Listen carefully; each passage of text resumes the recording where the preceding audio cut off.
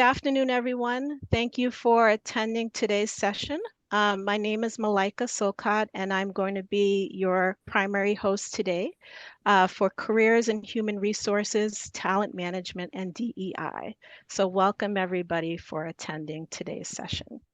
On the chat, we have Kathy Spillane. And she is our Assistant Director for Career Advising in the Tufts Career Center. She's going to be moderating the chat today. So we just advise that you hold on to some of your questions until our Q&A, but feel free to each put in the chat to her directly any questions that you have about today's session, and then we will answer those when we get to that point. So hopefully everyone can see the screen today. It will show you the 4 panelists that are joining us today to investigate this topic. We have, if you want to just wave for everybody, we have Susan Atkins. Can you wave, Sue? Sue is our Associate Director for Employer Relations here in the Tufts Career Center. And then next we have Maria. Maria, do you want to wave as well? Maria is Vice President for Talent HR at the TRC Companies, which is described as an environmental consulting firm. And then we have Abigail Strickland. Abigail, can you wave for me so that people see you? And Abigail is in the staffing world. So she is a senior consultant at Beacon Hill Staffing, and they have done some programs with us in the past on using third-party recruiters. So she is a source of information. And then last but not least, we have joining us Jamal White. And Jamal, you want to wave for us as well? Great. He is the HR Director and Global Equity and Inclusion Leader at Procter & Gamble and Gillette. So life sciences and health industry as well. So before we have our panelist chat, we do have a couple of opening slides. I just want to go over the structure of today's program. We are starting a little bit late, but that just means that we might shorten the Q&A. But our program today is just a welcome and introduction to the panel and why we are actually having this topic. Then we'll go into panel discussions. We have a couple of questions that I've already prepared ahead of time. And then we'll have some time for the Q&A and then some closing remarks. So that's the structure we'll follow today. So one of the reasons why we wanted to have this workshop, and I think Kathy has also seen this as well, is in appointments, we often have students across many different industries indicate an interest in DEI work or HR, but not really sure about what that involves. So I'm just going to show, just as a visual, some of the industry trends for some of the job titles that you might see that are out there when you actually look at job listings. While you look at those listings, I just want to read for you something that I got from the U.S. Department of Labor's website on where the trends are going in this area. And basically it says employment of human resources is projected to grow 5% between 2022 and 2032, faster than average for a lot of different occupations. They're projected to have openings each year, and many of these openings are expected to result from the need to replace workers who transfer to different occupations or who may leave the labor force. And so a lot of companies, as they tend to grow and form new divisions, they will also need more people in human resources to administer more programs, to take care of their hiring, and also to onboard their new employees. They also need people who are very knowledgeable about employment laws now that people are working to a remote status, as well as people who are knowledgeable about compensation and benefits and access to healthcare and retirement. So that's one of the reasons why we wanted to have this workshop. It is a growing field. There are many different job titles that are there now that weren't there in the past. So when you look at this slide, you'll see culture manager, people operations. There's a lot of job titles with DEI in them. There's a lot of opportunity for growth. So the next, when we decided to look at the positions that have been held by Tufts graduates, we also found some trends there as well. So I've decided, just for purposes of starting this conversation to divide these categories into three areas: recruitment, operations, and culture and DEI. So you'll see there, I've put some of the job titles that were among jumbos in bold, and you'll see some of the industries that are represented fall within many different categories. So under recruitment, you see some life sciences companies, you actually see entertainment, and you see food and beverage, and even athletics and the sports industry. Under operations, day-to-day managing, not necessarily onboarding. HubSpot is a technology company. New York Times is media. Dana-Farber is in the health industry. Carnival Cruise Lines, entertainment. Again, you'll see a lot of different variation, but with different industries represented. And then last but not least, in the culture or DEI space, you'll see there that there are Tufts alumni, again, working in so many different industries, whether it's life sciences or consulting, food and beverage, health, or even government and social impact organizations. So just wanted to get a sense of what positions Tufts graduates are holding. And then if you don't believe me after that, we're going to put this slide up at the end for people to look at, but I just did a search last week on some of the active listings for people in this area that are hiring internships and or full-time jobs. And you'll see there that, again, there are opportunities out there across so many different industries where students can take an opportunity. So with that said, it's time to hear from our industry panelists. So panelists, so my first question is, can you describe your current role and which of the three categories that I mentioned might closely align with your current work and responsibilities? So I'm going to have Jamal, I'm going to have you go first. So can you describe your current role and which of the three categories would you feel describe your current role? DEI culture, operations, or recruitment? Yes, absolutely. Thank you. Super excited to be here first. So thank you for having me. So my role today, so I'm the HR director for our global Gillette business. I specifically serve as a business partner for our global research and development organization, but I also lead our global equality and inclusion effort. So my role is a bit two-hatted. So it would fall into the bucket of DEI culture from an E&I standpoint. So I lead representation targets and goals across the global organization, as well as the work that we do strategically to build an inclusive organization, but also show up from an inclusion standpoint with our brands and an equity standpoint with our brands. And then I also serve as a business partner, which I don't know if that falls directly into one of those fields, but a business partner is more day-to-day strategic coaching of business leaders, a lot of just what we consider internally HR generalist work. So I do a little bit of talent management, a little bit of culture transformation, a little bit of organization design, a lot of bit of leader coaching and manager of other capability building. So that spans a little bit across probably all of the functions depending on my day. So I dabble in a little bit of everything. Great, thank you. Next, I'd like to have Susan Atkins go. Can you describe a little bit about your current role and Yeah, how does your current role intersect with one of those three categories? sure. So my name is Sue Atkins. I'm Associate Director of Employer Relations at Tufts. I've been at Tufts for about 4 years.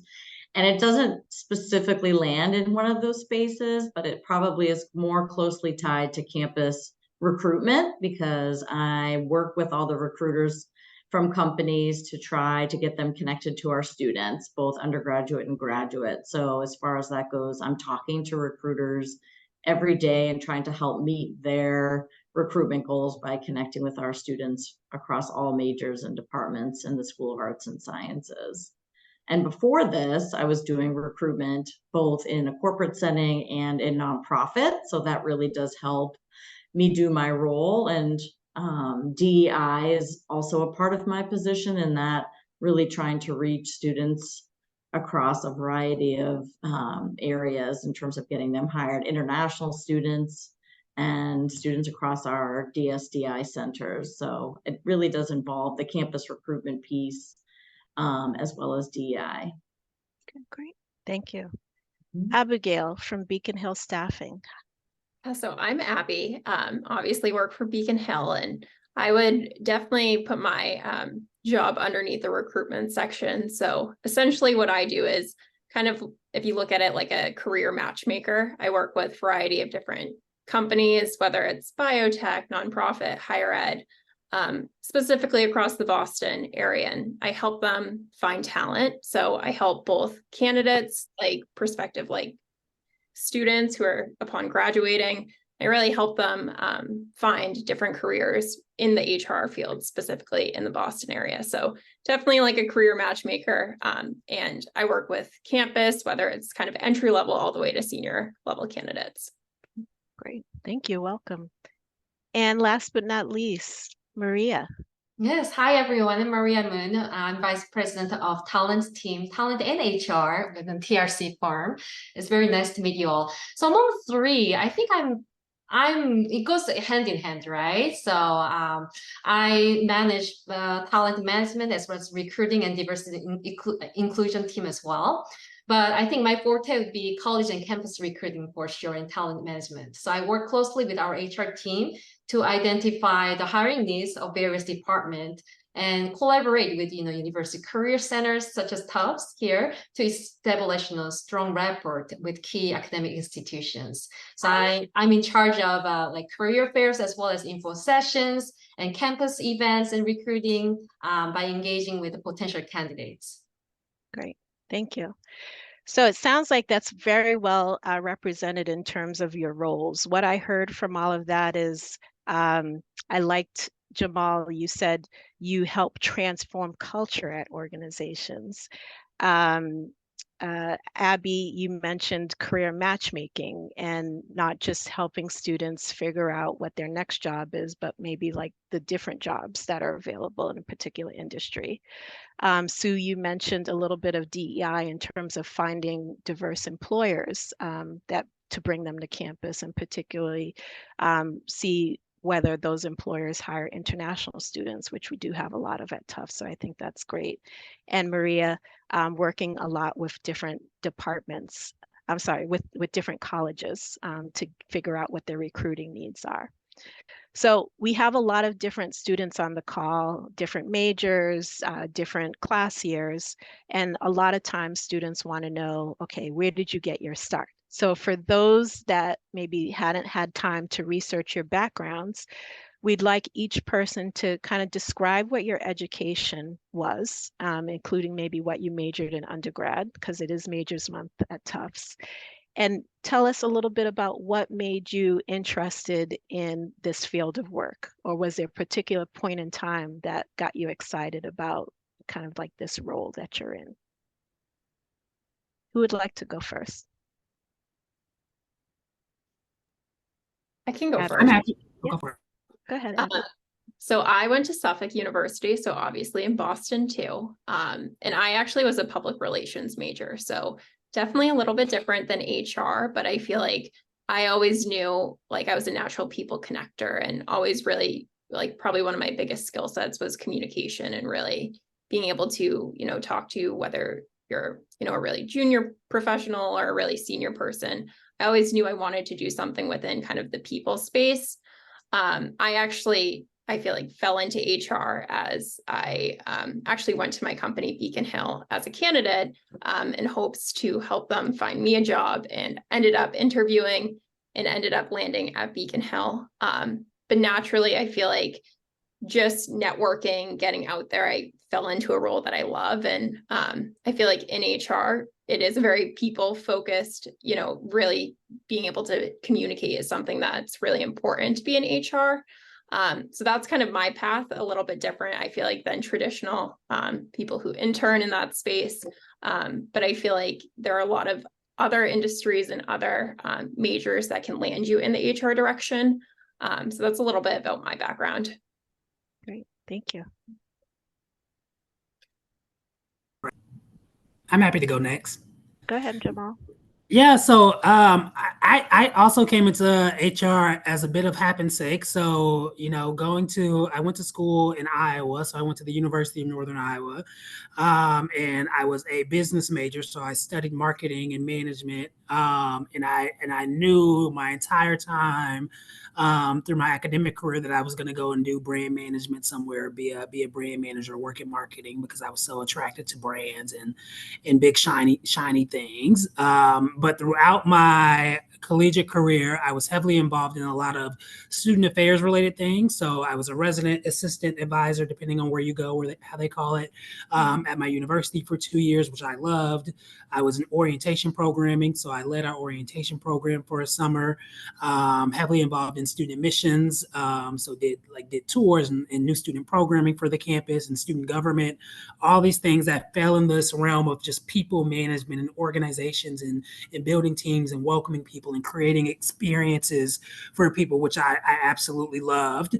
So I got to my junior year of college, and that's typically the time where you're like, okay, what the heck am I doing with my life? Do I need an internship? I need to figure out what direction I'm going in. But I had spent all of my summers on my college campus, but I'm studying marketing, and I'm like, oh, I'm going to go into this business world, but I hadn't had any actual experiences in it. So I was kind of like, let me at least experience a corporate environment and see how I like it. And I thought I would go in the brand management type route. And then I can decide, do I go back to do higher education and get my master's in higher ed, or do I go this corporate route? So I applied to internships aimlessly, largely in the brand space. But then I was this was like Christmas of my junior year, and I was looking for jobs, and I had an aha moment of, what is it like to do people work at a corporation, at an organization that delivers brands for consumers? And I stumbled upon HR at P&G on LinkedIn, which said, come and do people and organization work for the world's largest advertiser. And I said, hey, this sounds like the balance of both the things that I really enjoy or that I'm attracted to. So took a stab at it. I interned the summer after my junior year. Absolutely loved it. It validated everything I thought. I got to do both the cool strategic people work and create experiences, while also being super close to cool brands and got to dabble into that space as well. So and I haven't looked back since. So it's been a phenomenal experience, and I've really enjoyed it. Great. It's great to hear that excitement that you bring, and many of the rest of us as well. Sue. I can go next. Or Maria. So Jamal, actually, I went to school in Iowa as well. I went to Iowa State University, so we should connect. So guys, I did a business as well, like Jamal and Abby, so business marketing, heavy involved with accounting class and finance. I mean, I enjoyed it, but I really wanted to impact on people more directly. So like Jamal, the internship really changed my career path. So as a business major, the one summer in junior year, like I was applying for tons of, companies for marketing internships, sales internships, and the HR internship. I really wanted to be exposed to what human resource. I mean, the name is human is in there, right? So I'm always consider myself very people's person. And then, so I applied and I interviewed, and they really, gain appreciation towards this human resource power. So I was put into this L&D department, learning development. That changed my view. So I was able to work with industry, professionals to work on how to, come up with a training plan, coaching plan to impact employees' daily lives, right? So they can perform better. So HR can support so they can perform better, right? So that's how I stuck in with HR. So for my master's, I did HR in Texas A&M. So yeah, so here I am. I mean, I believe human resource, truly, we are superheroes because we have the superpower of impacting people daily lives. So that's how I got into myself in HR. Thank you. Sue. Perfect. Yes. So I majored in management with a minor in biology at Western New England University out in Springfield, Mass. And my focus was to do hospital administration. So that did not exist when I went to school many moons ago. So when I graduated, I did work in an administrative role at Brigham and Women's Hospital and got to work with people there doing kind of low-level HR work in my first position. But I did switch into study abroad, which had a big impact on me in college. I had studied overseas and took some HR classes over in England, and kind of moved into the study abroad area for 2 decades, working at universities, helping other students do that, because I was the first person to study abroad at my university. So it was a big deal to try to help others. And during that journey, I did a lot of recruitment. I ended up working for a for-profit study abroad organization, doing recruitment across 9 states on the West Coast and the Midwest. And I really loved the focus on recruitment there. And had decided when I returned back from the West Coast to kind of pivot into HR. So I didn't necessarily have the direct plan to be in HR, but I kind of made that transition through the recruiting and started working in recruitment and doing generalist work at a variety of institutions in higher education, because my experience was mostly in that space. And so worked at Wheaton College, and I started a study abroad office at UMass Dartmouth. And so really enjoyed that, and then started really just pivoting through taking recruitment roles. So started recruiting for Harvard. I was a consultant there for 3 years, and then worked in the corporate space, enjoying doing that, and also doing some learning and development as well. I also trained hiring managers on how to remove bias from their hiring process, which I really enjoyed. And then decided to combine kind of working in the college and taking my campus recruiting into the role that I'm in now. So I really get to kind of utilize all those kind of skills of communication and working with people and understanding the recruitment process from behind the scenes, so that when I talk to recruiters, they know that I understand the challenges that they're facing every day with hiring our students. So that's kind of my pathway into HR. So I don't think anyone really plans necessarily, but you kind of land in it from the experience of your background. Yeah. So that's a great transition to the next question that nobody, it's interesting you say, I'm going to quote you, nobody plans for HR because maybe they don't know it exists. So I think it's another reason that we are excited to have this panel to kind of put it on the map for those of you who don't know that it is a pathway. So I know this might be a little bit of repetitive, but at the opening slides, we mentioned that there's variety in some of the job titles that are out there, even among the jumbos that work in this industry. Is it possible for each panelist in your current role, can you talk a little bit about how your team is organized? Kind of like maybe some of examples of like the job titles are there, or how many people work under your purview, any new titles that have been added over the last few years or months. Can you describe what your team looks like? Maria? Sure. Yes. Well, as you all know, HR is such a huge, onboarding to, recruiting to offboarding, immigration, payroll, benefit, right? So such a huge variety. But in my team, which is talent, so we are more focused on L&D. So my team, how we operate is I'm the head of the talent, plus we have recruiting, and also we have recruiting for early in career recruiting. So campus recruiters, or intern program and co-ops, right? And also we have an onboarding piece. It's how to attract talent and retain talent. It all begins with the onboarding, right? So I own onboarding as well for TRC. And plus, we have a very exciting program, another program for veterans. So we call it Salute program. So which is a program for ex-veterans and also who veterans spouse, so we have a program Salute, program manager for Salute, as well as we have a program for early in career junior staff. We call it Spirit program. So we have a huge program that running for our TRC junior staff. So that was another one. And lastly but not the least, we have another program for hypos organizations. We always analyze our talent, right? And we always want to focus on more high performers, right? So we have a program designed for hypos, meaning who's a good performer, but of course not just good performer, but who have shown the aspiration to become a leader. Nothing wrong being a individual contributor and good performer, but maybe some of them they don't want to be a leader, which is okay. right? But we want to, foster environment that whoever shown the aspiration to leadership for the TRC, we have a special program for that, which is called a RISE program that we have. So our team is structured via like programs. Okay, great. Thank you for that breakdown.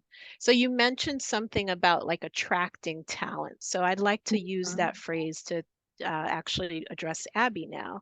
So how does Beacon Hill staffing attract talent? Because you mentioned earlier that you are in the recruiting space. So can you transition to Abby now? Can you talk a little bit about your team and the people that you work with and some of the job titles found on your organization? Totally. So we're split a little bit differently, where we have like our internal HR and corporate teams who, like, we have a campus recruiting team who you'll likely see if you go to any campus events, even at Tufts, with like a representative from Beacon Hill who recruits people to work internally as, associate consultants and consultants, similar to my job. So we have an internal team that recruits for kind of staffing consultants, while we also have opportunity to join our internal HR team, whether that's working for our corporate campus recruiting team. We have corporate benefits jobs, corporate compensation jobs, really kind of a little bit of everything internally. But my job and my team we're made up of 9 other women in staffing, so all recruiters, and we basically work with external companies and different companies across the Boston area, and we help them find talent for their organizations. So I kind of work a little bit differently, where I support recruiting for a variety of organizations outside of just Beacon Hill. So support, whether it's a biotech or, again, something like Tufts University, and really kind of work with internal HR departments to help them find talent, specifically in the Boston area. And I know that was a little bit confusing, so if you have any questions, just let me know. Yeah. So let me see if I can paraphrase a little bit. So what I'm hearing from you, and I've seen this as a career counselor, that there are some organizations where they actually have their recruiters, but then there are also some organizations where for different reasons, they will actually use a staffing agency like Beacon Hill Staffing to actually do the hiring and kind of source or attract talent. Is that correct? Correct. And a lot of times it comes when, whether someone's given notice and, they need extra help, or, a search is confidential, or they might not have the recruiting bandwidth. Like they might have, a one-man HR department and need extra resources. So that's where kind of my team jumps in and really kind of help just showcase, external talent that they might not be coming across through their channels. Great. Thank you. All right. So I'd like to also have Jamal add into this. So I mentioned before that you talked about transforming culture. You also mentioned having a more inclusive environment.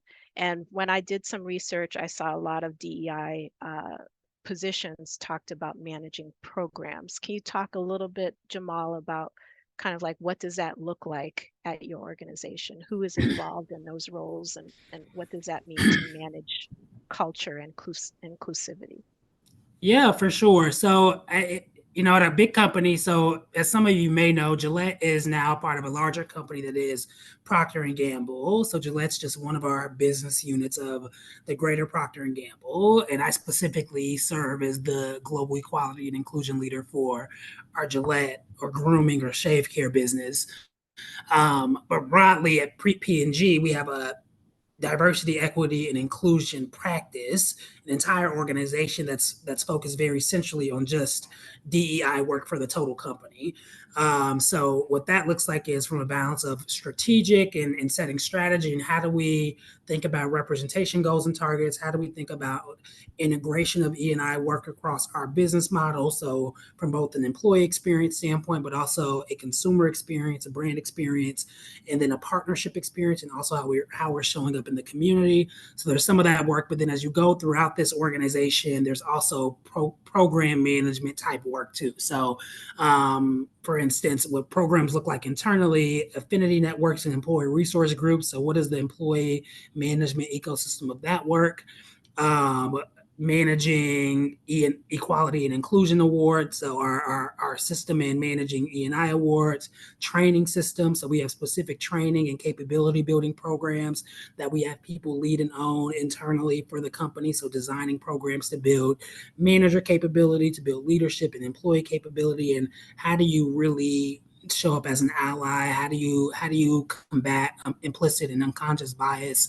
How do you rally around microaggressions and combat some of those things? So there's a lot of programmatic jobs at a central level as we think about our centers of what we call them centers of excellence, or centers of excellence or centers of expertise in the DEI space. And then as we think about the role that it plays in the business, which is my role, I'm thinking about how do I adapt the work that our centers of excellences are doing and delivering to the needs of my business unit. So it's setting the strategy that's unique for our Gillette business, setting the goals that are unique for our Gillette business, aligning on the programs that we need to do specifically for this employee segment to deliver on the employee experience that we want to create and curate for our people. So it looks a little bit different. And then I have a senior manager that works under me to deliver more so regional work. So I have regional contacts in the regions that we operate. So North America being obviously one region, Europe being another region, Asia being another region, where I have people who own E&I for the region and who sort of report up into me to help me deliver some of the work specifically for that region. Thank you. And then last but not least, Sue, can you just describe really quickly the people on your team? I think we lost Sue. Did we lose Sue? Okay. Yeah. So I'm going to throw that question back to Sue when she gets back. But I will just move on to the next question until she comes back in. So my next question for the panel is, how has the pandemic or the increase in remote work impacted your individual role or your company, your organization? Abigail, do you want to, or Abby, do you want to answer that? Take a stab at it. Sure. So I think the remote world has been interesting. I feel like we're all still trying to navigate it. I feel like fortunately, I feel like we're finally in a place where a lot of companies have rolled out kind of their return to work plans and their business plans for whether company people are supposed to be on site or remote. I feel like for the most part, and I can only really speak to like the greater Boston area and the clients that I directly work with. But I would say most companies have finally, are back on site, whether it's a hybrid 2 to 3 days or, 4 to 5 days. I feel like finally companies have remote work is great, but I think there's nothing more valuable than being on site and being able to learn at face value. So I feel like at this point, like we work with a lot of companies that are mainly like hybrid. I feel like that's something here to stay. Obviously, there are a lot of companies that still, support remote workers, but I think it's especially as you're, entry level or, right out after college, I think the face-to-face value is super important, especially when you're diving into a new career and really trying to kind of gain as much knowledge. So that's kind of what we've seen on our end. Again, so many companies do it very differently, but I feel like for the most part, companies are back to being kind of on site and really value that in-person time. Okay, great. Thank you. So it looks like Sue came back. So we're going to go backwards and then go forward. Sue, so we were ending with kind of how big is your team? And I know that you're here at Tufts, and a lot of students don't know that we have an employer relations team. So can you just talk briefly about who are the people on your team and maybe like what their distinct roles are? Yeah, so there's 3 on the employer relations team, myself, and then an assistant director who focuses on specific industries like consulting and entrepreneurship and the arts, communications, and media space and international relations, political science, government. And I think those are, and law. So those are the areas that she supports industry-wise, working with employers to connect those employers to advisors and students around their opportunities. And then I have a recruiting coordinator who really works to assist us with Handshake, helping get positions into Handshake, and also facilitating our on-campus interview program where companies come on site at Tufts and interview students around a variety of positions. And she also helps with events such as the career fair, which we just hosted a week or so ago. So that's my team. Great. And since we have you speaking, I'm gonna hit you with the question that we're on now. Yeah. How has the pandemic and the increase of remote work impacted your team, if at all? Yeah, I mean, I think there's been some pros actually as far as the pandemic, in that we're able to meet with a lot of companies located throughout the globe and across the United States with Zoom. So that's been a real help in terms of not having to travel as much and to meet with several companies in a day. So our reach, I feel like, is broader as a result of the pandemic. And we've been hosting kind of 2 career fairs, both an in-person and a virtual, so that we can provide a lot more exposure and variety to employers geographically. So I feel like the geographic barrier has become less of an issue as far as having companies connect with our students through virtual sessions and through the fairs that we offer. So I think that that's been a real pro, and we can also serve our students that are on study abroad programs, for example. And so they don't necessarily have to be on campus to come and take part and to learn about companies like our panelists. So I think that that's been a real pro for us. Awesome. Thank you. And then I want to go next into kind of Maria's area in the learning and development space, since that's a little bit different than the recruiting. How has the pandemic and remote work impacted learning and development at your organization? Yes, good question. I mean, it impacted obviously all of us, right, industry-wise. And then definitely in the L&D department, everything, almost 90% our training now is based on virtual training. So we had a lot of in-person, which requires a lot of, traveling. We never thought that we can do it virtually, but pandemic, we learned our lesson. It's doable. So cost saving wise and return on investment wise, because we always want to measure the ROI perspective, right? So, so a lot of trainings now transition to virtual. So that's a big difference. And also recruiting side, since I own recruiting or early in career, college recruiting too, a lot of virtual video interviews nowadays, and onboarding as well. Onboarding, we always did in person, but now you do onboarding like orientation via virtually. So it's really like working from anywhere nowadays. So Great. that's a trend that I see. Great.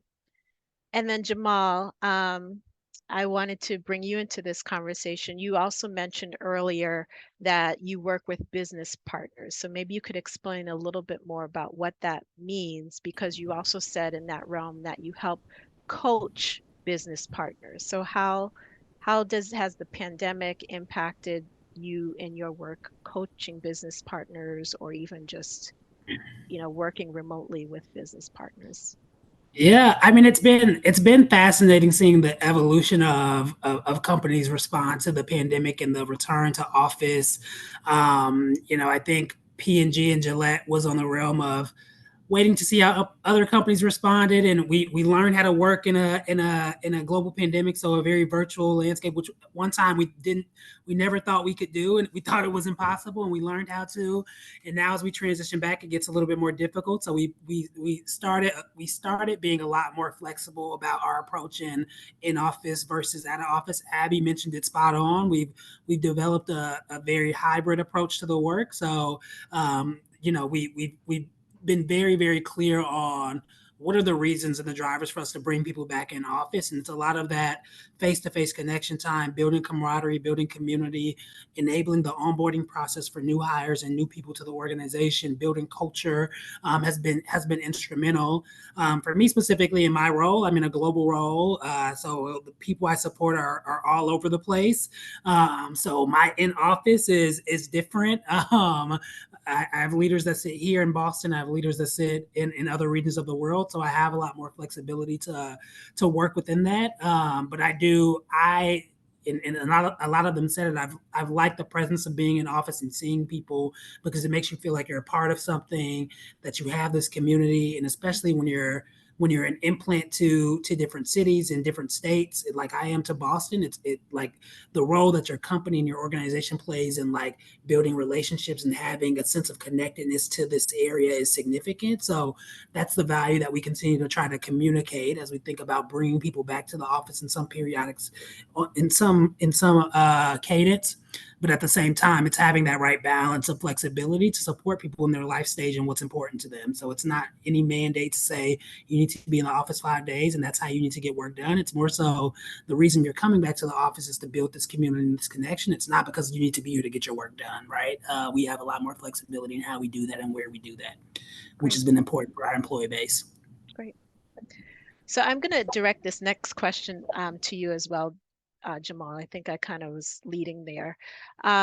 Specifically, how have trends in DEI impacted the mission of your organization or specifically your role? So like, for example, one thing you mentioned earlier is like ERGs for students on the call that don't know what that means. Maybe you could explain that. You also talked about like handling employee recognition or awards. You just mentioned, deciding whether or not people should come back to the office or do things in a remote space. Can you talk a little bit about how trends in DEI have maybe impacted your organization and your ability to do these types of activities? Absolutely. It's a great question. And in this role of DEI, like the external environment has significant influence on the work that we do and how we show up to our organization. I mean, to answer your question on ERGs, they're employee resource groups. We call them affinity networks here at P&G. But they're essentially groups, community groups designed by really employee interest. So they're not designed by the company or they're not put in place by the company, but they're enabled by the company to support largely minority community groups to feel a safe space or a common space within whatever institution you all may have similar or type organizations at your institutions, whether it's like a Black student union or a Hispanic, a Latin student union. We try to replicate that in the corporate environment to say, what are these unique community groups to support these employees as they transition to a new job, a new state, a new region, whatever that may be, and they feel like they have this safe space to be their authentic selves and to empower them and lift them up. Some external trends that have really impacted the work. I mean, as I talk about ERGs, there's lots of legislations in many different states and at the federal level now that impact the work that we can do from a DEI perspective. It's largely hitting institutions right now. So there's many states who have started to take away funding for DEI programming across institutions, which impacts like how companies respond to that and what that means for companies and how we can show up in the space. So that's been a very hot topic recently in my world and the work that I'm doing. And you mentioned COVID and the hybrid working environment. We knew that COVID disproportionately impacted minority groups, specifically Black and Hispanic Latin groups. And that also trickled into how that showed up in the workplace for our Hispanic, Latin, and Black employees. So as we talked about returning people to the office and what people adjusted to from a virtual work environment, the hesitation to come back to the office really hit our minority groups because then there was the sense of like, can I be my full authentic self at work? Can I show up as myself and what I got used to in being in a virtual environment and speaking and being able to wear what I wanted and wear my hair as I wanted and not have my camera on if I chose to. And then now like asking these same employees to come back to the office where they feel like they have to now bring themselves back into this professional corporate world and environment and largely impacting these minority groups. That was something we significantly had to think through as we worked our return to office plans and ensuring that we were creating a culture, an environment where people felt empowered to be their authentic selves and come as they are so that they didn't feel like they were bringing this additional burden to work. So trends and things that are happening in the external environment really, really impact and drive the work that we need to do and respond to internally.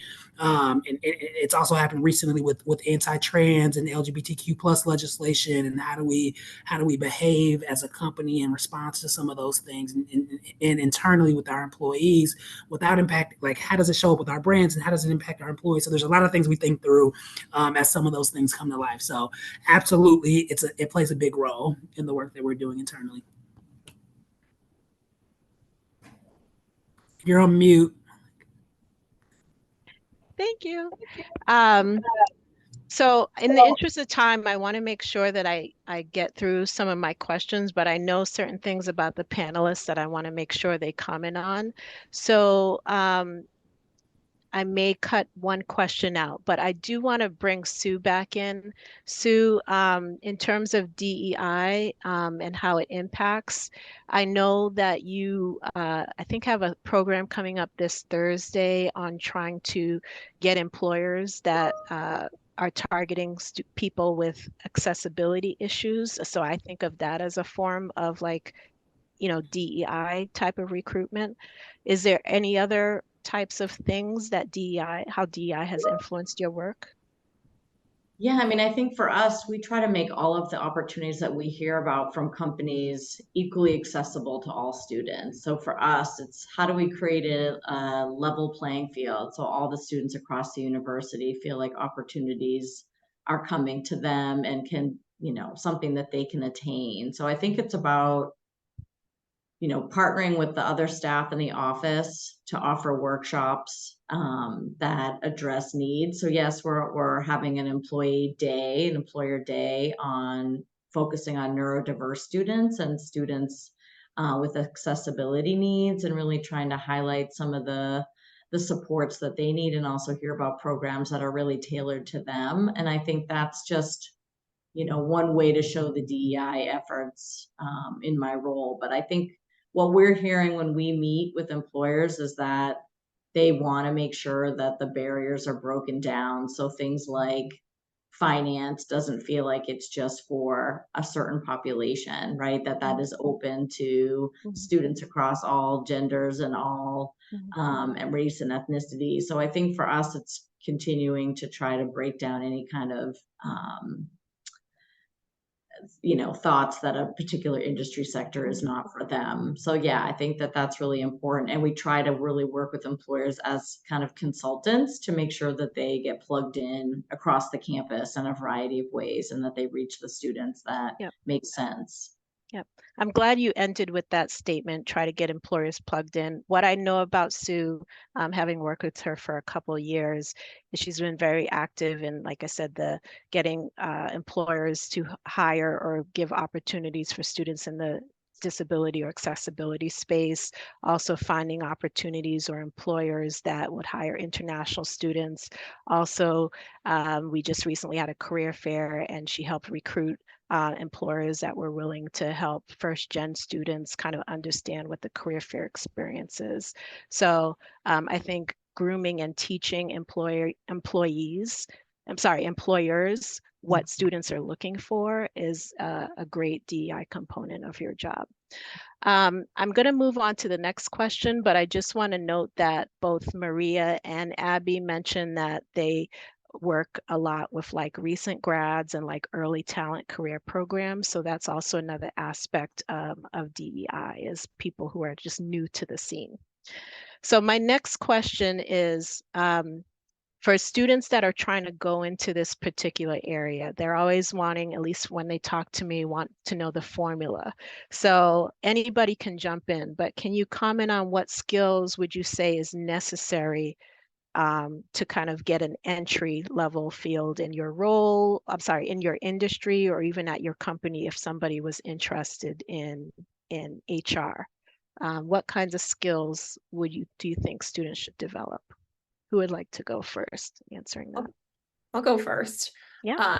I think there's two things. One, I think definitely interning. I feel like no matter where it is, what you do, I think interning and just getting a little bit of experience, it's kind of like trying before you buy it. So I feel like if you have the opportunity to intern, definitely I would recommend getting that before you graduate, or even after you graduate, to really see if that's something you really want to explore further.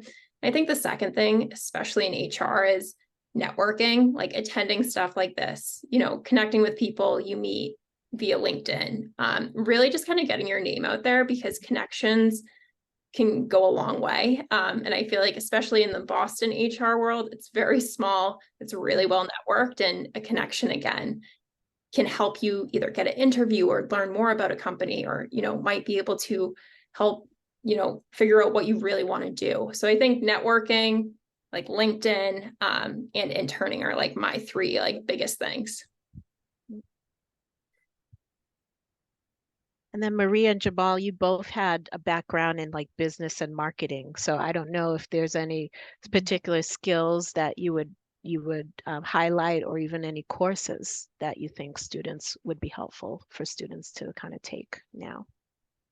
Sure, I'll chime in. So again, I totally agree, Abby. Internship is so important in networking. So beyond that, from business perspective, absolutely statistical class. So the data is important, and the data is story. So which organization you go into, you need to, in order to move up, you need to know how to see, how to do ROI perspective, how to analyze data. So definitely statistical course. I'm sure Tufts has great programs in the business, or maybe in some prerequisite, right? I'm sure it's a requirement. So take finance, statistical class for sure. Jamel? Yeah, for sure. I think what helped me most and what set me apart and set me up for success for my career in HR was honestly like getting involved in leadership opportunities within my student orgs, because it enabled me and built my capability, one, to organize and to lead, and then also to support people and build organizations and to think a little bit more strategically about the work that I'm doing.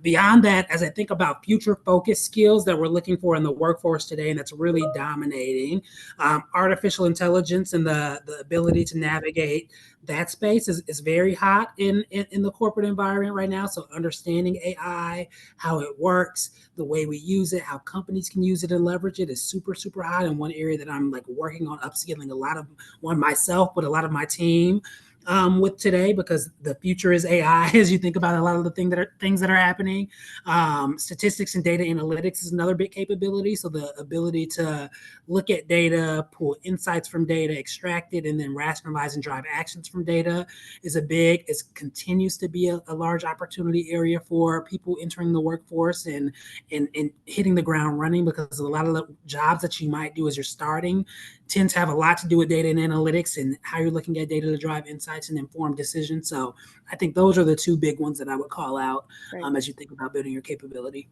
Great, thank you. So that's kind of summarizing a little bit of kind of like my last two questions, which was what advice would you give and what courses or skills would you say are important? I just want to check in with Kathy. Kathy, do we have any questions that have come up in the chat so far that we can ask our panelists? We do. We have a couple, kind of consolidated a few of them, but Jamal just kind of touched on it a little bit, but maybe the rest of the panel could chime in on how they anticipate AI impacting HR or your function in general, or specifically your function.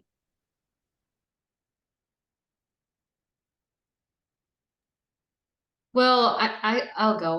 Well, I know AI is a big thing, right? But I think since I'm in the L&D department, it's human needs to be there, human piece, right? So that's why I think even a lot of job kind of like, it's decreasing, but like Malakia actually shared with us that every year, right, 7% increase in HR job fields, right? I think that's the data again, right? Data is the storytelling, right? So that's why the human piece is not going anywhere in terms of a human resource department. So yes, it will impact, but still we are human, so for human resource, especially in L&D department, I mean, again, like I mentioned, the trainings, the medium will be via virtual, but actually human will, you develop a plan, analyze a plan, right? And come up with, coaching plan, right? So I think it'll be more more emphasis on human than, AI, in my opinion. So in summary, I think HR has a bright future. So. Yeah, I'm happy to build, and I think Maria is absolutely right. It is. I don't think the HR jobs will ever go away. I do think they're getting a lot bigger though. So as I think about the value that AI adds is in automation. So a big conversation that's happening now is how do we simplify the way we work? How do we do things more efficiently? How do we do work quicker? Because there's so many things getting added to HR people's plates right now as you think about the pandemic, equality and inclusion, talent management, retention, attrition, all these hot things that are impacting the workload of HR people. And part of it is how do we bring in new tools and resources to simplify the way we work and make things more efficient and streamlined. And I don't think we know how to use AI as a HR function transparently. And I think it's something that we're learning. But as other functions of work like IT or marketing start to build in AI in the way they work, it's how do we take advantage of AI as a tool to optimize the way we do work. Of course, there's going to continue to be that human element to it, and we'll have to adapt and apply the human component to whatever AI produces, because they don't always come with that in mind. But we have to, it's how do we leverage it in the right way to make our jobs easier. And that's where I'm trying to go down the path of learning and building my own capability. So if any of you students know or have recommendations, I'm also open to learn, because I'm sure there's people on this call that know more about it than I do. Anyone else want to chime in? Yeah, I'll just go ahead, Abby. I was gonna say, I think at the end of the day, it's just remembering like it's a resource, it's not something to rely on. So like from our end, like something as simple as like scheduling an interview or, you know, collecting feedback. Like I think it's a great resource as a resource for, again, like Jamal said, to help kind of make our jobs more efficient. But I think at the end of the day, it's still keeping, you know, the main responsibilities under the actual human, and just using those as is like the internet and computers, like using those as a helping hand opposed to just solely rely on it. So that's where I feel like it will continue to go. And I think it's important to keep the human in human resources. So that's kind of my outtake. Sue, do you or your cat have any input? My cat clearly wants to say something. I think as far as AI goes, I mean, I think that they still don't know how it's kind of continued to evolve. And I think bias is kind of entering in some ways. So I think there's a lot of caution about how quickly we try to adapt it to recruitment and other facets in HR. So I think that that's the piece that I'm just reading more about, is just how to use it and how to avoid bias infusing itself into the system, and then a human is not involved. You know, I think if there's an eye on that more regularly to audit how it's working, I think I would have more comfort, and I think candidates would have more comfort in the use of it, especially in the recruitment space. So I think it's something we're going to have to watch as it evolves over time. Yeah, New York just passed legislation earlier this year to enforce or require employers to do reporting around how they're using AI and to disclose it to candidates if they're using it. So I think that, you know, as New York goes in the recruiting regulatory world, often the rest of the country follows. So we'll see how that continues to play out. And I think what, you know, Jamal mentioned, I think it's the combination of AI and big data, right? Like, you know, larger organizations literally get hundreds of thousands of applications every year. And how do we use AI to manage that big data in a non-biased way, I think is another angle to keep an eye on, certainly. That's a great comment, Kathy, in terms of the size of the organization. What other questions do you have? Yeah, so other, I think it's quickly just like a yes, no. Is your company hiring interns, new hires, or rotational programs? And while you're thinking about how to answer that, I just want to remind people that there are some things in Handshake. So that short list that I put up initially, I will put that up again, and you'll have access to it. We'll email you the slides for anybody that registered, so that you can directly start searching. And we also will have a list of leadership programs. But if the panelists, are there any roles in HR specifically open right now at your organizations, or will be open? Sounds like is the question. Yes, yeah, I can start. Oh, sorry. Go for it. Okay, yes, in TRC, yes, we have a great summer internship program. It's called STEP, STEP, which stands for Student Training and Enrichment Program. It's 12 weeks program. So think of it as like a summer camp. Every year we hire hundreds of interns. It's all paid internship, which is important, right? So for the fact, just FYI, we've hired 428 interns for last summer. And about 20, well, I'll be transparent. Since we're very highly focused science, engineering firm, consulting firm, 90% of our interns are either engineers or science or technicians, right? But about 10% are IT, HR. So yes, we do. And then next summer our target is 425 interns. So actually it's listed on the handshake as well, our opening. So please apply because we are actively currently interviewing at the moment.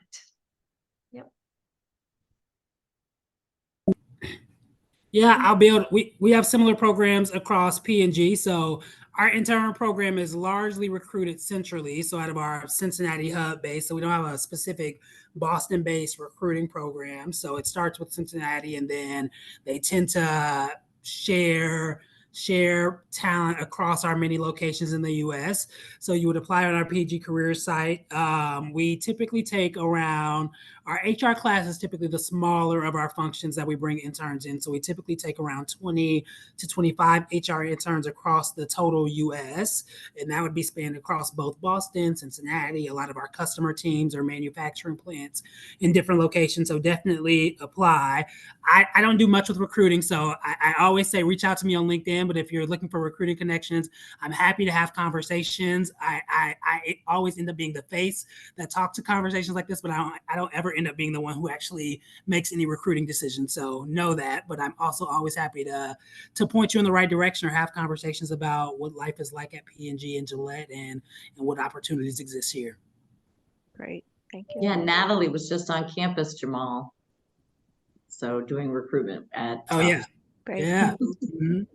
Abby, similar question, but like I know you have a senior position, but if somebody was like a new grad or if they were looking for an internship, what kind of job titles should they look for at Beacon Hill Staffing? So two things. One, Beacon Hill is always hiring. So if you're ever interested in staffing in itself, please feel free to always reach out to me. And I'm happy to have like a conversation about kind of a little bit more on like the day-to-day and a little bit further on that front. But I also actually support a lot of entry or, new grads, helping them find kind of like a career coach, like helping them find jobs in the Boston area. So if anyone's ever, upon graduating, want to have a resource in kind of the Boston market to hear about different industries hiring, different companies hiring, I'm happy to be a resource to anyone on this panel. But I think from a title perspective, people operations, HR coordinator, HR assistant, recruiting assistant, recruiting analyst, people analyst. I feel like there are so many different buzzwords. They all mean very different things at different organizations. Right. But I think at the end of the day, like just doing your research, applying, having conversations, like I always recommend have a conversation, even if you're 50-50 on it, because you never know where that conversation could lead you. So that's kind of my recommendation for like Great. Entry grads, what to look for. Great. And then I'm going to take this question, simplify it a little bit for Sue. So we have within Tufts, we have a position called recruiting coordinator, and our recruiting coordinator just had a baby. Her name is Rosie, and we had to have a temp person while our full-time recruiting coordinators on break. So Sue, can you comment on kind of like what you were looking for in a recruiting coordinator position? And I'm assuming they have these at different colleges as well. What kinds of skills does somebody in kind of like Willa's position or a recruiting coordinator, what would they look for? Yeah, ability to learn, a good project manager, someone who can manage a project from beginning to end. I think good with technology, since we use Handshake and a variety of other systems in our career center. So I think adept at learning new technologies is always key. And I think client success, client services, communication, right? This person is kind of the the welcomer to all employers, right? They're the first touch point for employers that come to Tufts and have questions about how to engage with us. So I think someone who has really great customer service skills is really critical there in that kind of position. So those are the things that we kind of focused on, was project management, communication, Great. technology. Those Great. are the things that we focused on. And I'm going to put a link in the chat. So I mentioned, or I talked about the role that Sue had to recruit for, because it's within higher ed. And, you know, if you think of Tufts as a career center, we're just one of many career centers at many of the different colleges in the area. So the link that I put in the chat is usually for colleges that are looking for, you know, to hire for positions. So if you want that type of role where you're working to kind of like help a college hire, help students get hired, you'd be looking for maybe like a recruiting coordinator, or recruiting assistant type of role. And that's a really great website to look to see what openings there are at different colleges around the area. Kathy, any other questions? Yeah, so just a question that I had, actually, that I don't think one part of HR that we haven't touched on here today is around an HRIS. And I know we have a heavy computer science and technology population here at Tufts. So I don't know if Jamal, Abigail, or Maria know or have any insight into what your organization does around HRIS. I'm happy to talk about it, but maybe one of you could provide insight on what that would look like as an entry-level role.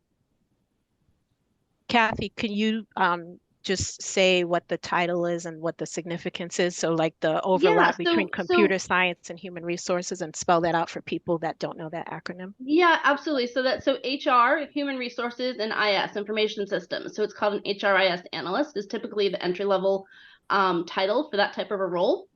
And what it does is literally, I think Maria and Jamal both mentioned the efficiencies in AI and technology and everything that happens in HR to make the systems run, right? At the end of the day, we all have systems that we rely on, and often there is a dedicated IT team or IS team within HR to make all that happen. And it can be a very lucrative part of the HR team from an entry-level perspective, and often a quick to rise among the ranks, as I've seen in my corporate experience. So just not something that we'd mentioned here today. So I want to make sure students were aware that that was a career path as well.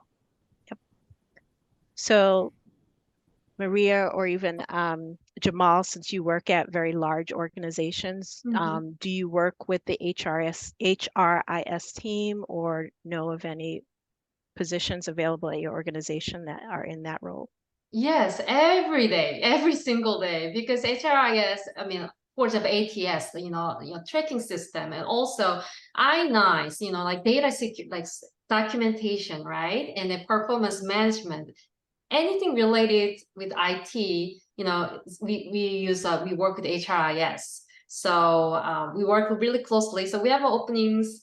I don't know, I have to look, but I know like a couple months ago, we had the HRIS coordinator openings, So see, like whoever enjoys like data, like Excel spreadsheets, because there's a lot of analytic like brain that you need to put into efforts, analytic, and also you need to love data, like in the data sheets, Excel spreadsheets as well. A lot of VLOOKUPs all the time, pivot tables.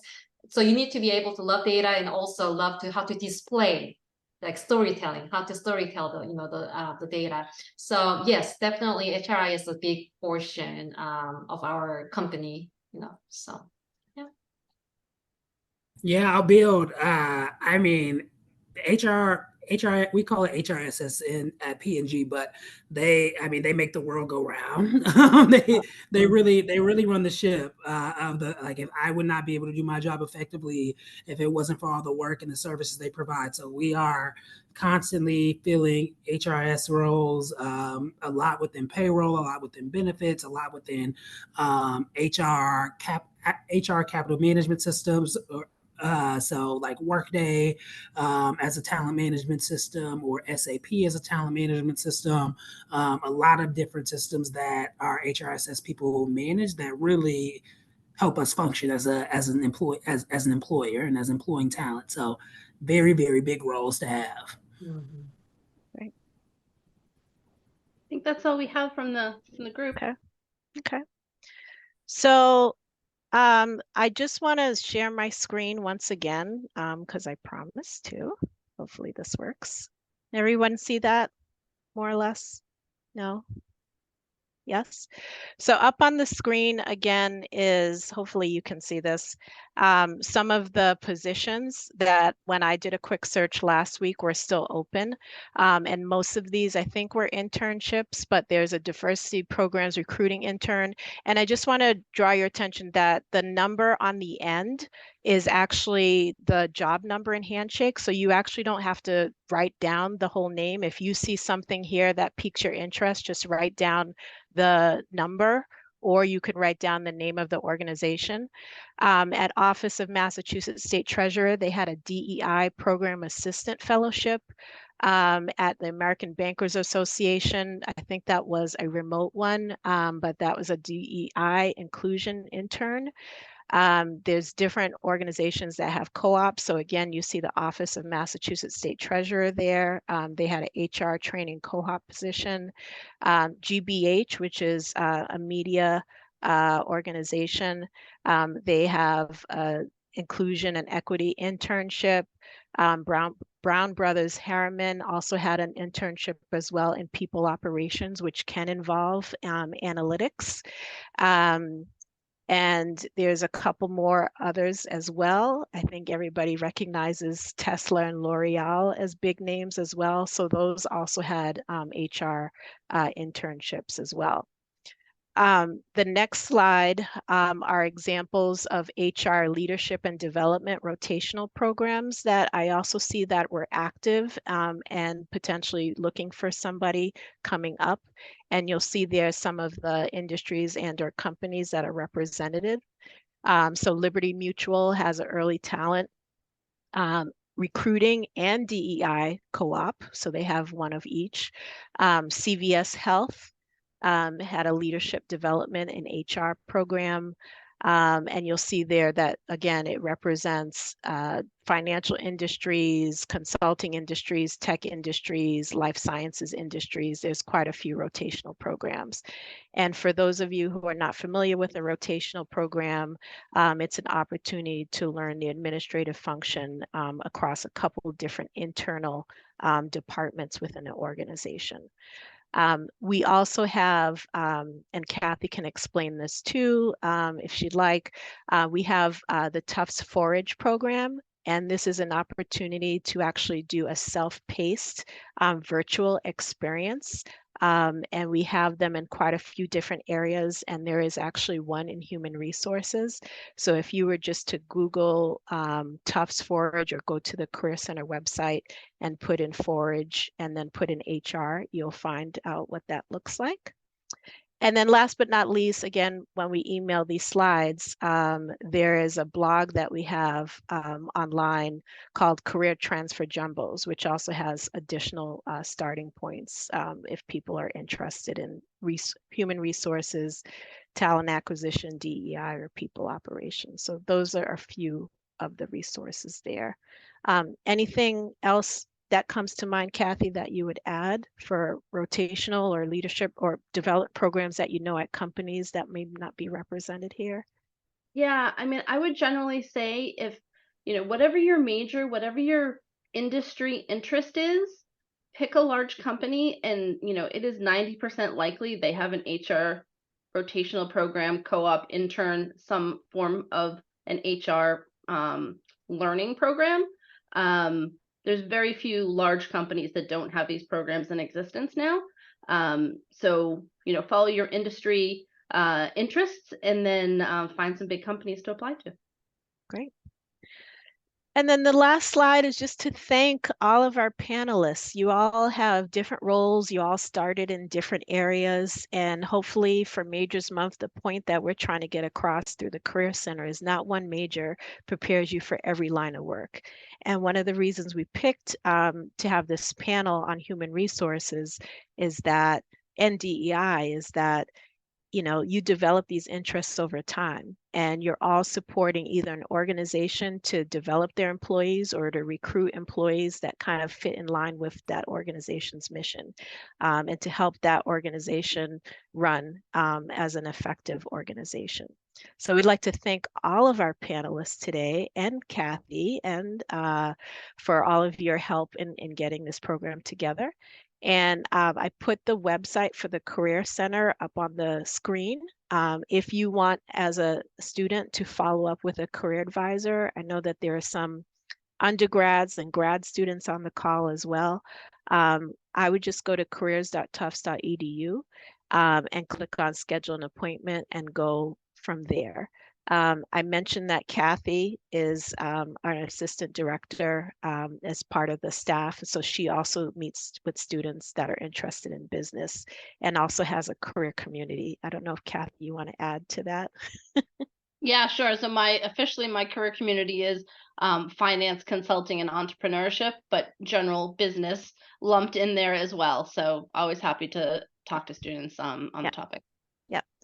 And myself as a career advisor, I see students in general career exploration. So honestly, you can meet with me for anything. But my area of focus is health, life sciences, and the environment. But I also do general advising as well. So the next step is you.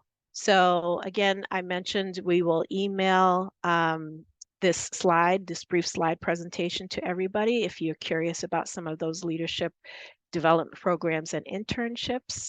And if you want to follow up with TRC or Procter & Gamble Gillette to find out what their opportunities are for entry-level positions. And then Abby from Beacon Hill always said that they're always hiring. So I'd encourage you to go to any of those 3 organizations' websites.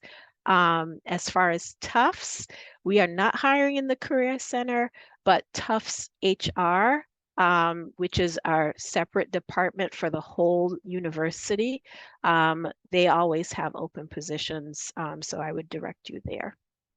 And with that said, I'd like to end today's program. Thank you so much for attending. Thanks to Malika and Sue for putting this together. Thank you. Thanks for having us. Yeah, Thank you. Thank you very much. Thanks. All right. Take care. Bye-bye. Bye, everyone.